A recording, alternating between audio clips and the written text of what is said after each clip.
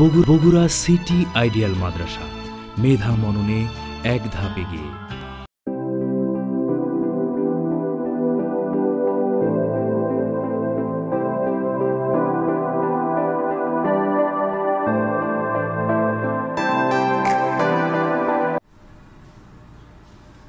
বিসমিল্লাহির রহমানির রহিম। আসসালামু আলাইকুম ওয়া রাহমাতুল্লাহি ওয়া বারাকাতুহু। প্রিয় নবম শ্রেণীর শিক্ষার্থীবৃন্দ, আশা করি তোমরা সকলে ভালো আছো। তো আজকের ক্লাস শ্রেণী নবম, বিষয় ইংরেজি, তৃতীয় পত্র, লেকচার নাম্বার 1, টপিকস বা বিষয় ন্যারেশন। ন্যারেশন শব্দটার অর্থ হচ্ছে উক্তি করা, বর্ণনা করা। কি বললাম? উক্তি করা বা বর্ণনা করা, বলা, কথা বলা, কোনো ঘটনা বর্ণনা করা, কোনো কিছু বর্ণনা করার নামে কি ন্যারেশন। তো এই ন্যারেশন শব্দটা আমরা ক্লাস 6 থেকেই পরিচিত। তো আজকে আমি তোমাদের সেই ন্যারেশনই পড়াবো। তো ন্যারেশন সম্পর্কে বিশদ আলোচনা করবো আমরা আজকে। তো ন্যারেশন শব্দের অর্থ কি বললাম আমরা? বর্ণনা করা। ন্যারেট থেকে ন্যারেশন শব্দটির উৎপত্তি। ন্যারেট অর্থ হলো কি? বর্ণনা করা, আর ন্যারেশন অর্থ হলো বর্ণনা। ন্যারেশন আরেকটা নাম রয়েছে, সেটা হলো পিস। এটাকে আবারও পিসও বলা হয়, ন্যারেশনও বলা হয়, এবং এর আরেকটা নাম বলা হয় পিস। তো এই যে ন্যারেশনটা আমরা দেখব, আমাদের বেসিক্যালি করতে হয় যে ন্যারেশন ডিরেক্ট থেকে ইনডিরেক্ট বা ইনডিরেক্ট থেকে ডিরেক্ট। তো আমরা সে বিষয়ে পড়া আসি। আমরা প্রথমে আলোচনা করি এই ন্যারেশনটা আবার 2 প্রকার। ন্যারেশনটা কত প্রকার? 2 প্রকার। প্রথমে আমরা আলোচনা করলাম যে ন্যারেশন অর্থ বর্ণনা করা, উক্তি করা, এক্সেট্রা এক্সেট্রা। তো আমাদের সংজ্ঞানে খুব বেশি মাথা ব্যথা নেই, আমাদের যেটা প্রয়োজন, ন্যারেশন 2 প্রকার। সেটা হলো কি? ডিরেক্ট ন্যারেশন এবং ইনডিরেক্ট ন্যারেশন। কি ন্যারেশন? ডিরেক্ট ন্যারেশন এবং ইনডিরেক্ট ন্যারেশন। তো এই যে ডিরেক্ট এবং ইনডিরেক্ট ন্যারেশন আমরা বললাম, ডিরেক্ট ন্যারেশন হচ্ছে যে বক্তা কোনো কথা বলে আর সেই কথাটাই হুবহু অন্যের কাছে বর্ণনা করা। তাহলে আমি কি বললাম ডিরেক্ট ন্যারেশনের জন্য? যে বক্তা কোনো কথা বলে, সেই কথা হুবহু কি অন্যের নিকট বর্ণনা করাই হচ্ছে ডিরেক্ট ন্যারেশন। আর ইনডিরেক্ট ন্যারেশন হচ্ছে বক্তা যা বলছে সেই বক্তার কথা হুবহু না বলে নিজের মতো করে বলা বা ঘুরিয়ে পেঁচিয়ে বলা, সেটা হচ্ছে কি ইনডিরেক্ট ন্যারেশন। যেটা ডিরেক্ট ন্যারেশন হচ্ছে প্রত্যক্ষ উক্তি, আর ইনডিরেক্ট হচ্ছে কি পরোক্ষ উক্তি। তো আমরা জানি যে ন্যারেশনের 2টা অংশ রয়েছে। কয়টার অংশ রয়েছে? 2টা অংশ রয়েছে। ডিরেক্ট ন্যারেশনের 2টা অংশ রয়েছে, ইনডিরেক্টের 2টা অংশ রয়েছে। আমরা একটা উদাহরণ দিয়ে বিষয়টা একদম ক্লিয়ার করে দেব। দেখো, হি said to me। কি লিখেছি? হি said to me I have, আচ্ছা সহজ করে লিখি আমরা, done my duty।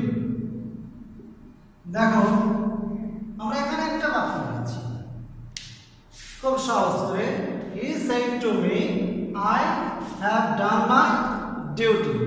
সে আমাকে বলেছিল কি আমি আমার কাজটি করিয়াছি। সে আমাকে কি বলেছিল? যে আমি আমার কাজটি করেছি। এটা হলো পরোক্ষ উক্তি বা ডিরেক্ট ন্যারেশন। তো এই ডিরেক্ট ন্যারেশন বাক্যটাকে কি আমাদের ইনডিরেক্ট করতে হবে। এটা হচ্ছে আমাদের আলোচনার মূল বিষয়। এই ডিরেক্ট বাক্যটাকে কি আমাদের ইনডিরেক্ট করতে হবে। তো এর জন্য তো আমরা এমনি বললেই তো আর হবে না, আমাদের কিছু নিয়ম কানুন রয়েছে, গ্রামাটিক্যাল কিছু কি রুলস রয়েছে। প্রথমত দেখো যে আমাদের এই যে আমরা বাক্য লিখেছি, বাক্যটা প্রায় সবগুলা ওয়ার্ডকেই প্রায় পরিবর্তন করতে হয়। সেটা হলো আমরা যে যেখানে সাবজেক্ট লিখেছি, ভার্ব লিখেছি এবং পসেসিভ লিখেছি, এই সবগুলোই প্রায় কি পরিবর্তন করতে হয়, সেটা কি নিয়ম মাফিক। দেখো এই যে আমরা এখানে দুটো অংশ লিখেছি, এটা একটা অংশ আমাদের আর এটা একটা অংশ, এখানে দুটো অংশ রয়েছে। আর এই অংশগুলোকে বলা হয় রিপোর্টিং ভার্ব। কি বললাম আমি? এই অংশটিকে বলা হয় রিপোর্টিং ভার্ব আর এই অংশটিকে বলা হয় রিপোর্টেড স্পিচ। তাহলে আমরা এটাকে কি বললাম? এই অংশটাকে বললাম রিপোর্টেড স্পিচ আর এই অংশটাকে বলা হয় রিপোর্টিং ভার্ব। তো তোমরা এটা অবশ্যই মনে রাখবে যে ইনভার্টেড কমা এর মধ্যে যেটা অবস্থান করবে, কি বললাম আমি? ইনভার্টেড কমা এর মধ্যে যেটা অবস্থান করবে সেটা হচ্ছে রিপোর্টেড স্পিচ, আর যেটা ইনভার্টেড কমা এর বাইরে অবস্থান করবে সেটা হচ্ছে রিপোর্টিং ভার্ব। তো এই যে আমাদের ডিরেক্ট একটা বাক্য রয়েছে যে I have done my duty, এই বাক্যটাকে আমাদের দরকার হলো ইনডিরেক্ট করা। তো এই বাক্যটাকে যদি আমরা ইনডিরেক্ট করতে চাই তাহলে আমাদের কি কি সমস্যার সম্মুখীন হতে হবে? দেখো আমাদের প্রথমত হচ্ছে যে যখন আমরা একটা বাক্য ডিরেক্ট বাক্যকে ইনডিরেক্ট করব তখন আমাদের এই রিপোর্টেড ভার্ব আর রিপোর্টিং ভার্ব এবং রিপোর্টেড স্পিচ এই দুটার কি সমন্বয়ে আমাদের করতে হবে, কারণ একটাকে ছাড়া আরেকটা সলভ করা বা সমাধান করা সম্ভব নয়।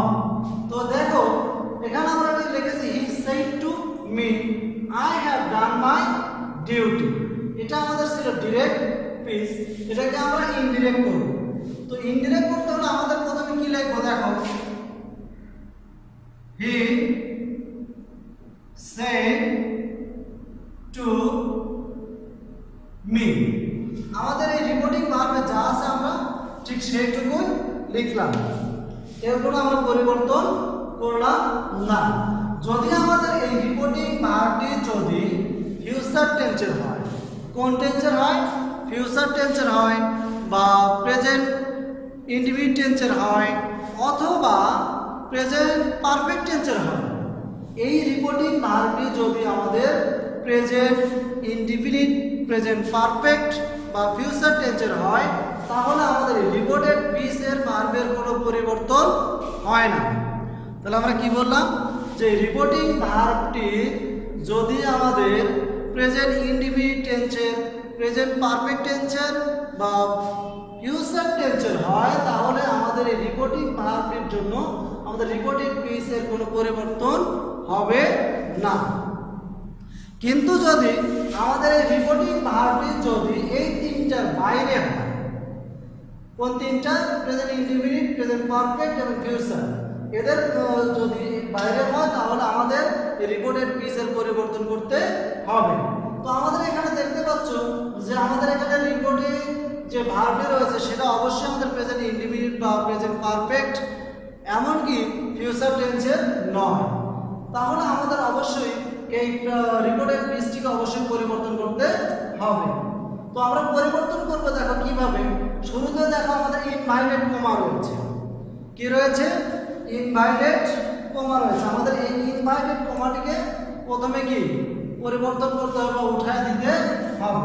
তো আমরা কিভাবে এই ইনভাইটেড কমাটাকে উঠায় দেব? আমরা কি চাইলে উঠে দিতে পারবো না?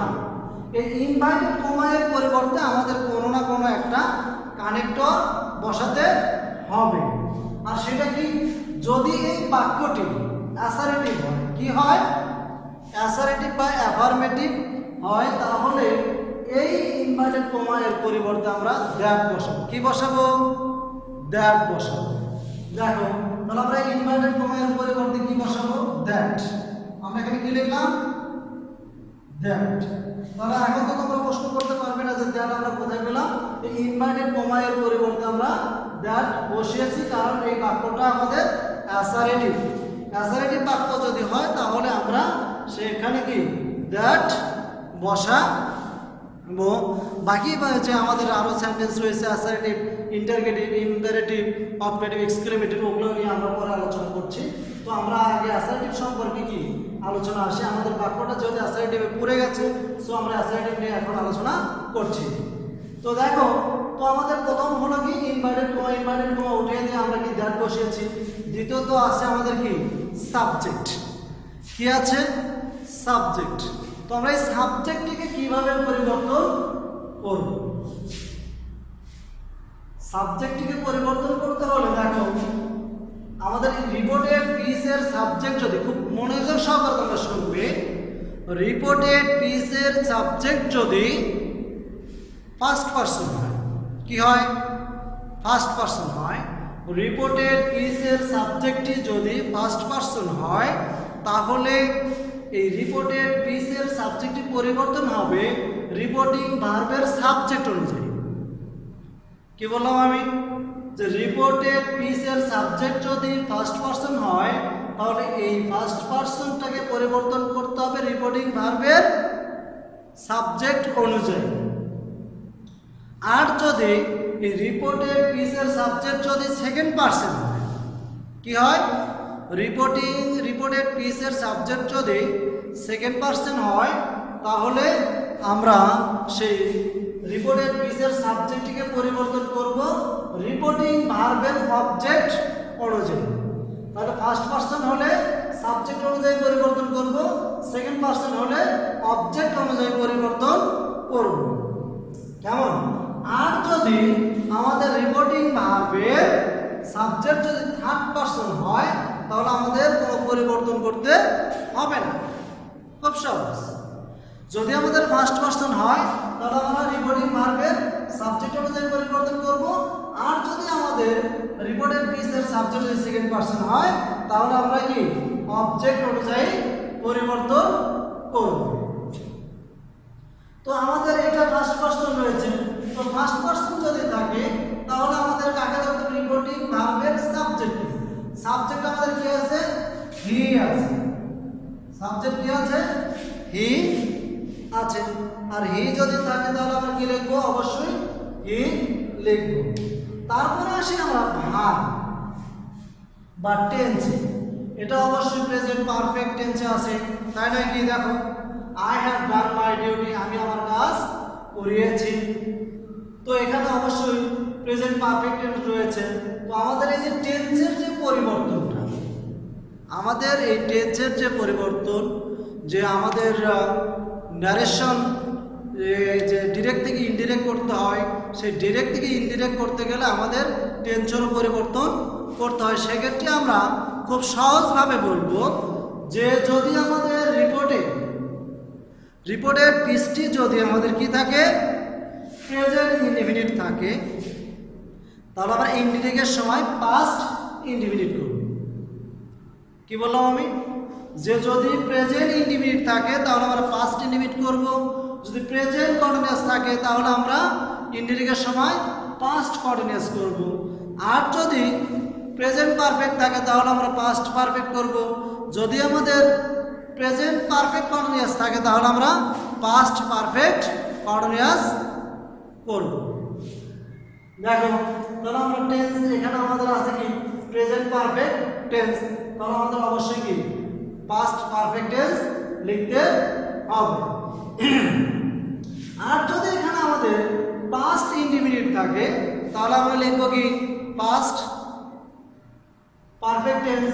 আর যদি পাস্ট কন্টিনিউয়াস থাকে তাহলে লিখব আমরা পাস্ট পারফেক্ট কন্টিনিউয়াস টেন্স। তাহলে আমরা কি করলাম, যে আমাদের রিপোর্টেড পিসটা যদি পাস্ট ইনডিফিনিট থাকে তাহলে লিখব আমরা পাস্ট পারফেক্ট, আর যদি পাস্ট কন্টিনিউয়াস থাকে তাহলে আমরা লিখব পাস্ট পারফেক্ট কন্টিনিউয়াস। আর পাস্ট পারফেক্ট তাহলে পাস্ট পারফেক্ট কন্টিনিউয়াস তাহলে পাস্ট পারফেক্ট কন্টিনিউয়াস। এবারে আমরা ফিউচার টেন্সের ক্ষেত্রে, যদি আমাদের শ্যাল থাকে তাহলে আমরা শুড লিখবো, উইল থাকলে উড লিখবো, মে থাকলে মাইট লিখবো, আর ক্যান থাকলে কুড লিখব। এই ছিল আমাদের কি টেন্সের পরিবর্তন। তো আমি আবারও বলছি যে যদি আমাদের এখানে প্রেজেন্ট ইনডিফিনিট থাকে তাহলে আমরা পাস্ট ইনডিফিনিট, যদি প্রেজেন্ট কন্টিনিউয়াস থাকে তাহলে প্রেজেন্ট পাস্ট কন্টিনিউয়াস, যদি প্রেজেন্ট পারফেক্ট থাকে তাহলে পাস্ট পারফেক্ট, যদি পাস্ট প্রেজেন্ট পারফেক্ট কন্টিনিউয়াস থাকে তাহলে পাস্ট পারফেক্ট কন্টিনিউয়াস।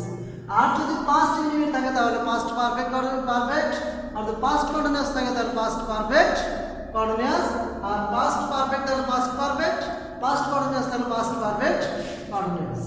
আর ফিউচারের ক্ষেত্রে শ্যাল থাকলে শুড, উইল থাকলে উড, মে থাকলে মাইট, ক্যান থাকলে কুড। এটা আমাদের একটা সিম্পল ধারণা বা টেন্স পরিবর্তনের নিয়ম। এছাড়া আরো কিছু উদাহরণ রয়েছে বা শব্দ রয়েছে, এটা আমরা পরে আলোচনা করব। তো দেখো, he said to me that, he এটা অবশ্যই প্রেজেন্ট পারফেক্ট টেন্স, তাহলে আমরা কি লিখব? Past perfect tense. তো পাস্ট পারফেক্টে কি হবে? হ্যাভ থাকলে কি হবে? হ্যাড। মূল ভার্বের পাস্ট পার্টিসিপল ফর্ম, তার পাস্ট পার্টিসিপল কি ফর্ম হবে? ডান। হি হ্যাড ডান। মাই আছে, এখানে আমাদের আই ছিল তাই পসেসিভ আমাদের মাই হয়েছিল। এখানে আমাদের সাবজেক্ট হি আছে, অবশ্যই হি এর পসেসিভ কি হবে? হিজ হবে। His duty. তাহলে আমরা কি লিখলাম? যে he had done his duty. আশা করি তোমরা বিষয়টা বুঝতে পেরেছো যে আমরা কিভাবে পরিবর্তন করলাম।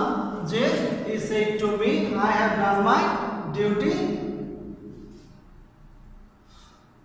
এটা আমাদের রিপোর্টিং ভার্ব, আর এই অংশটা হলো রিপোর্টের পিস। রিপোর্টিং ভার্ব অনুযায়ী আমাদের রিপোর্টের পিসটা পরিবর্তন করতে হয়। আর যদি আমাদের রিপোর্টিং ভার্বটি যদি present indefinite, present perfect, future indefinite, future হয়, তাহলে আমাদের রিপোর্টিং পিসের কোনো পরিবর্তন হয় না। আর যদি এই তিনটা টেন্স না থাকে তাহলে আমাদের রিপোর্টিং পিসের পরিবর্তন হয়। সেক্ষেত্রে আমরা ইনভার্টেড কমার পরিবর্তে কি দ্যাট বসিয়েছি, আর ফার্স্ট পারসন থাকার কারণে আমরা কি ধরেছি? রিপোর্টিং ভার্বের সাবজেক্টকে ধরেছি, অনুযায়ী করেছি। আর প্রেজেন্ট পারফেক্ট থাকলে পাস্ট পারফেক্ট হবে, এই জন্য আমরা হ্যাড ডান লিখেছি। আর মাই থাকলে এখানে যেহেতু আই ছিল, আই এর পসেসিভ ছিল মাই, হির পসেসিভ অবশ্যই হিজ হবে, আর বাকি অংশ ডিউটি আমরা তাই লিখেছি। তো সম্মানিত প্রিয় শিক্ষার্থীবৃন্দ, তো আজকে আমি তোমাদের এইটুকুই শিখালাম। তো আগামী ক্লাসে বা আগামী পর্বে আমি তোমাদের পরবর্তী অংশ শেখাবো। তো আশা করি তোমরা যে যেখান থেকে আমাকে শুনছো বা দেখতে পাচ্ছ তোমরা সুস্থ থাকবে, ভালো থাকবে, এই আশা ব্যক্ত করে আমি আমার ক্লাস এখানে শেষ করছি। আসসালামু আলাইকুম ওয়া রাহমাতুল্লাহি